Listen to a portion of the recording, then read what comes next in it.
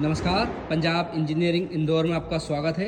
ये heavy duty ribbon blender machine है और इसमें आटा मिक्सिंग के अलावा आप इसमें समोसा पट्टी और पापड़ बनाने की पट्टी भी बना सकते हैं। यहाँ अंदर आपका मटेरियल मिक्स हो जाएगा, उसके बाद कुंडा हुआ आटा आप यहाँ डालेंगे तो यहाँ आगे से आपके आटे की पट्टी बन के निकल जाएगी, जो समोसा बनाने में या पापड़ बनाने में काम आती है। तो इस मशीन से संबंधित अगर आपको और भी कोई जानकारी चाहिए तो डिस्प्ले पे आपको हमारे नंबर मिल जाएंगे। इन नंबरों पर कांटेक्ट करके आप मशीन से संबंधित सारी जानकारियाँ प्राप्त कर सकते हैं। बहुत बहुत धन्यवाद।